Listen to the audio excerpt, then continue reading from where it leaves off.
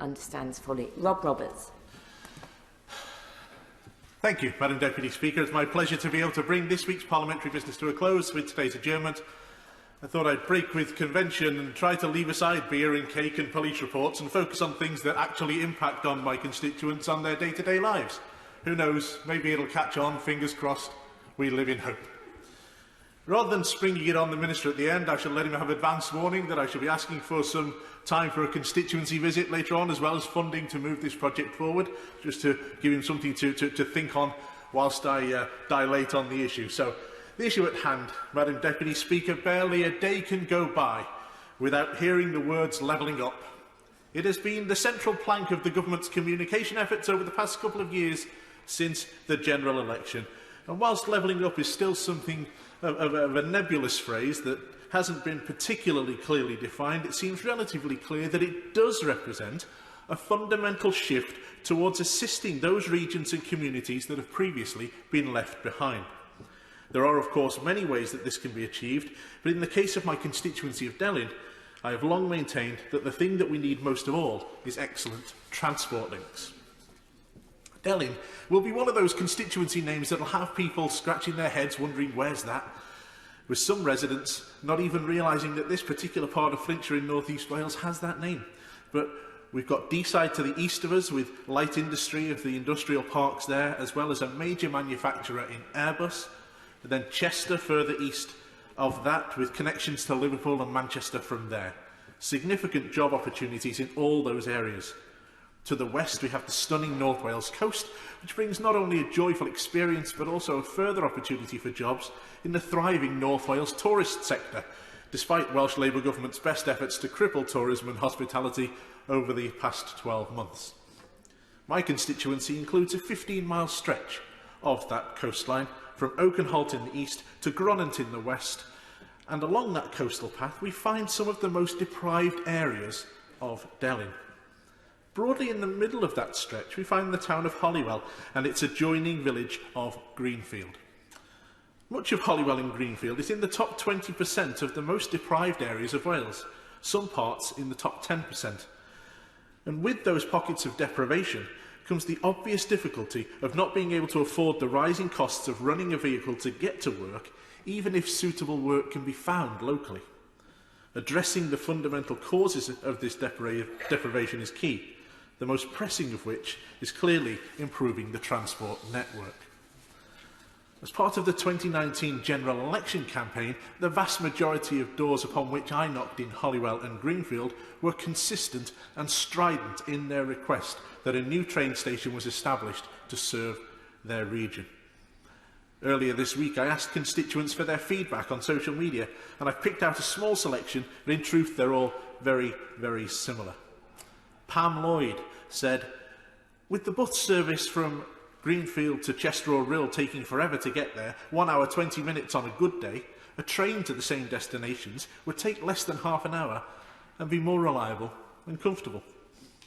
Margie Roberts said, "The roads are so busy, it's only common sense to have an alternative to using the car, and the bus service is far too slow." But probably the most obvious call for help came from Natalie Edwards, who said, "As I only have access to a car at weekends, I'm reliant on public transport if I need to go anywhere other than my hometown during the week. The bus journeys, even a short hop to the coast, take far too long to make them comfortable for people like me with chronic illness and hidden disabilities. Subsequently, if I can't walk to where I need to go, which isn't far as I have arthritis in my spine, I'm defeated before I even start. This limits job opportunities as I live in a small town." Madam Deputy Speaker, there were so many more testimonials. We need a lot more than a half-hour adjournment debate to go through everyone's stories and thoughts on the matter. But suffice it to say, I've received dozens of comments over the past few days since I told people this debate was happening, and every single one of them was positive and supportive of the project. And there was a station on the North Wales coastline called Hollywell Junction. It was closed as part of the beaching reforms in 1966. And re-establishing it, along with improved bus services from Greenfield up to the main Hollywell public transport hub, would be absolutely transformative for the town and enable people to get to an increased number of better paid job opportunities. Studies have shown that only 8% of available jobs in the region lie within half an hour's public transport travel time of Hollywell. But more than 160,000 vacancies come into view within a 90-minute journey. Sadly, a 90-minute journey from Hollywell on the bus would only take you as far as Chester in one direction and Llandudno in the other. The equivalent journey on the train would take a quarter of the time. Anything that can be done to cut the public transport journey times should make these jobs much more accessible in an affordable way, and should be an absolute priority to help the residents of these deprived areas to get themselves onto a more solid footing in life.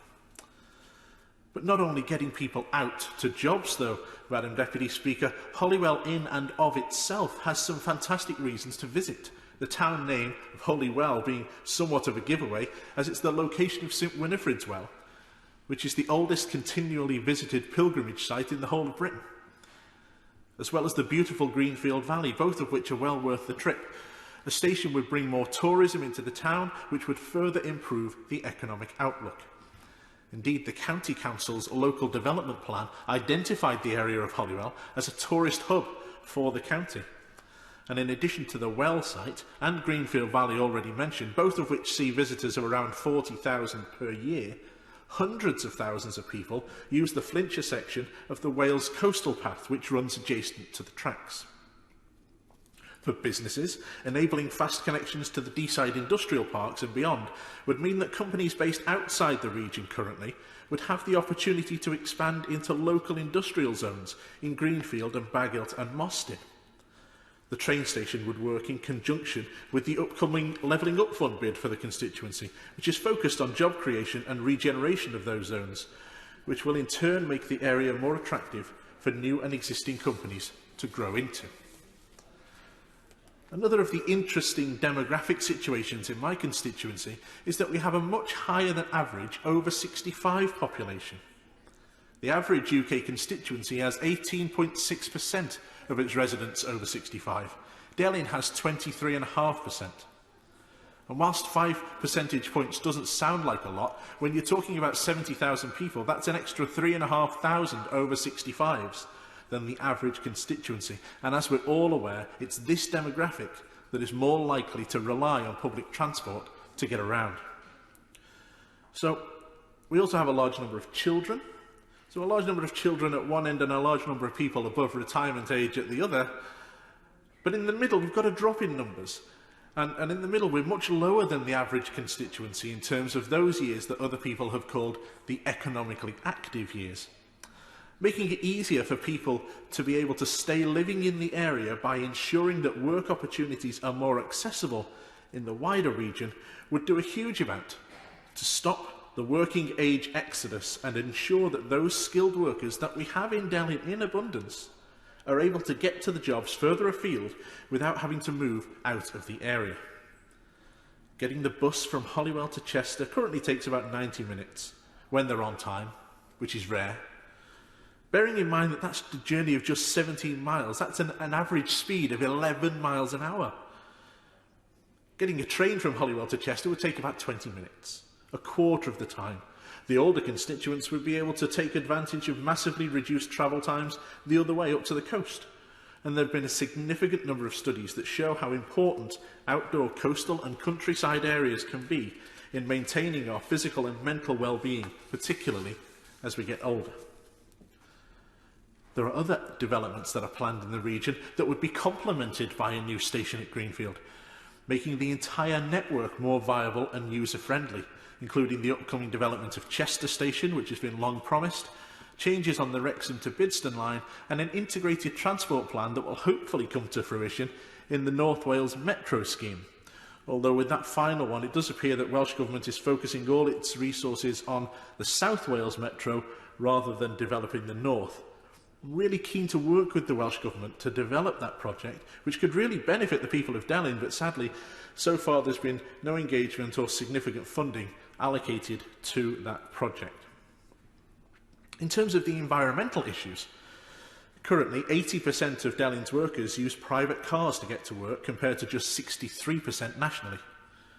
Only 0.8% of Delyn's workers use the train for commuting compared to 5.2% nationally.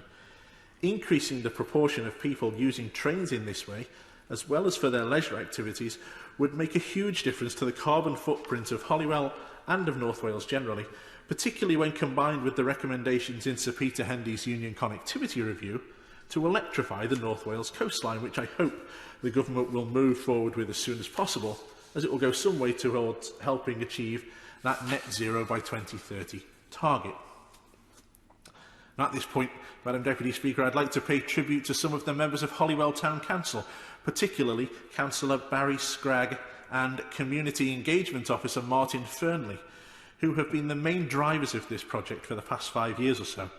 They've done some excellent work, including a local community questionnaire which elicited more than 700 responses from residents and businesses. The Town Council's working group on the station has produced an extremely comprehensive report, a copy of which I will happily provide for the Minister, which lays out the case for a new station succinctly.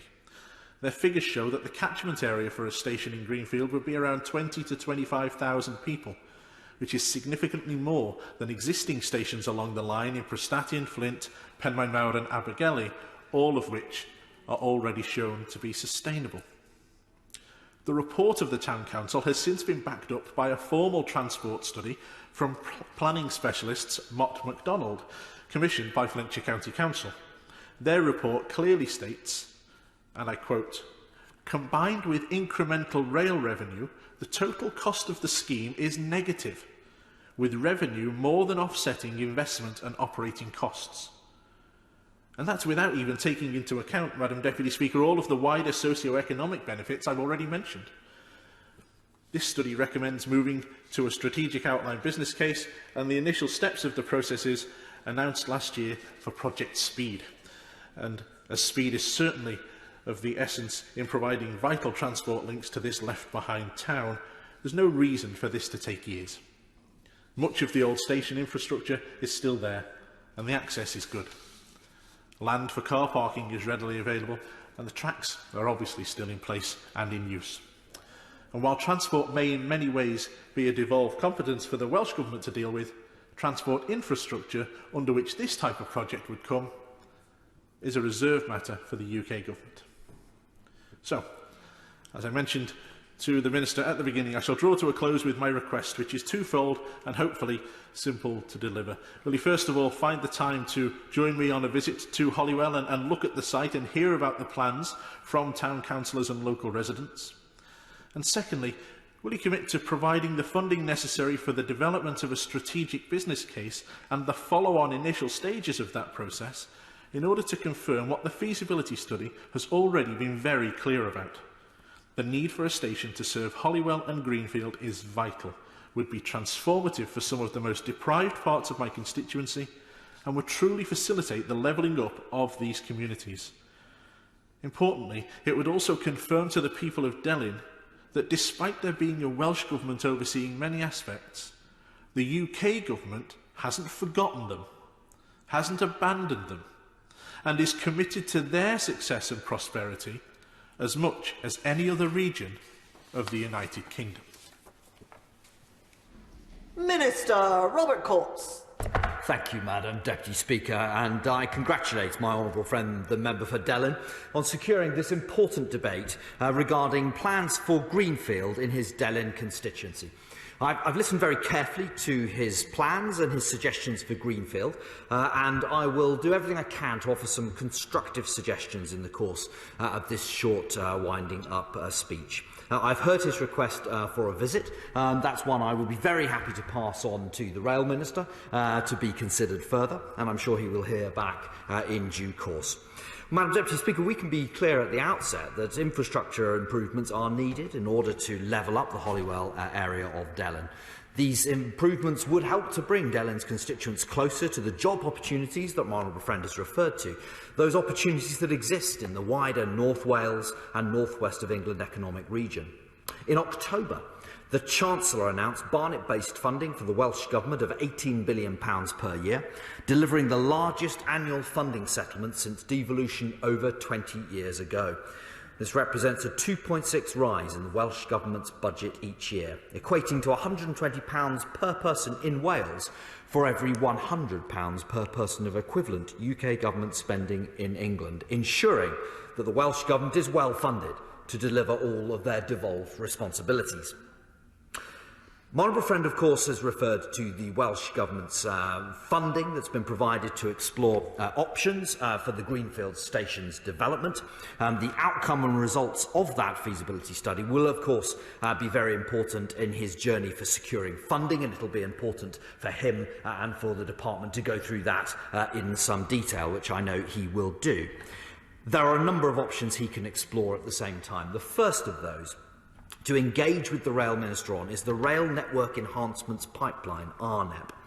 Now, the spending review settlement sees continued record levels of investment in rail settlements across England and Wales, with increased budgets from 2022-23 to 24-25, and a renewed focus on the Midlands and the North to grow and level up the economy and provide equality of opportunity.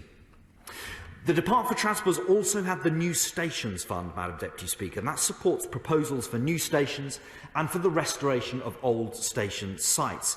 Now, the third round of New Stations Fund has, I'm afraid, closed in June 2020, and I know, of course, it will be disappointing for my honourable friend to understand that currently there are no plans for an additional round. We should celebrate its success, of course. Since 2014, we've invested £72 million into delivering 8 new stations, with 8 more to come by 2024, creating more gateways for the places that they serve. For example, in the neighbouring town, near to my honourable friend in Deeside, £400,000 from the third round of the funding for a station proposal, and last February we opened Bow Street Station just outside of Aberystwyth. And although there's currently no funding available for further rounds of the New Stations Fund, I would recommend that my honourable friend works closely with Network Rail in order to fully develop his station proposal, to ensure that it is fully costed, supported by a robust business case, in order to make an application to any future funds. We've also supported the reopening of rail lines and stations through the Restoring Your Railway Fund.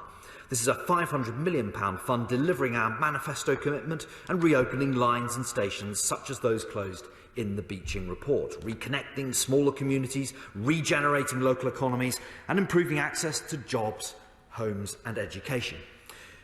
Restoring Your Railway is already providing funding for rail schemes that have the potential to level up and connect local communities through the Ideas Fund. We've provided development funding to 38 early-stage projects under that fund, including the Anglesey scheme. In addition, the Prime Minister has asked Sir Peter Hendy to lead on the Union Connectivity Review that my honourable friend has quite rightly referred to. It was independent of government. It explores how improvements to transport connectivity between Scotland, Wales, Northern Ireland and England can boost access to opportunities and improve everyday connections for people across the whole of our United Kingdom. Sir Peter's review has made a series of significant recommendations to improve connections to, from and via Wales, including reducing congestion on the M4, a multimodal transport study in North Wales and improved rail links between Cardiff and Birmingham. The UK Government is carefully considering Sir Peter's recommendations and is undertaking a period of engagement with the devolved administrations to inform the Government response, which will, Madam Deputy Speaker, be published as swiftly as possible. As part of the Government's commitment to level up the country, we have further introduced the £4.8 billion Levelling Up Fund, and that's been announced to invest in infrastructure improving everyday lives across the UK, including regenerating town centres, high streets, upgrading local transport and investing in cultural and heritage assets. The first round of results of the Levelling Up Fund were announced in October. This will see £1.7 billion invested across 105 transport, regeneration and cultural projects which citizens across the UK can expect to see getting underway from as early as this year. As I've noted, the Levelling Up Fund will, Madam Deputy Speaker, deliver genuine local priorities for communities across all nations and regions of the UK, with the majority of funding allocated to those areas that are most in need of levelling up. In conclusion, my honourable friend has a number of avenues that he can explore. He will, of course, know that the feasibility study funded by the Welsh Government will be critical to all of this. He ought to look to round 2 of the Levelling Up Fund if there is a business case produced, and that's an option that he can explore in the spring. He can look out for the further information that will be released in due course on how future rounds of the fund will operate from 2022 to 23 onwards, and I know that he will consider submitting his proposal with the Council to round 2 of the Levelling Up Fund, which will launch in the spring. Secondly, the Department for Transport is also in the process of setting the funding envelopes for the next RNEP control period. That's the Rail Network Enhancement Pipeline, which runs from 2024 to 2029. Now, that work has only just started, and of course, it's difficult to go into much detail at this stage, but it is possible that that is an avenue for him, and I would encourage him to engage with the department to explore that option as well. Madam Deputy Speaker, I hope my honourable friend has been reassured by the updates I provided, which made clear that the government and the department is committed to levelling up transport infrastructure in the UK and strengthening the bonds of our union, including for Delin. And I'd like to thank the honourable member for having brought his constituents' concerns and his plans to the House for consideration today. Thank you.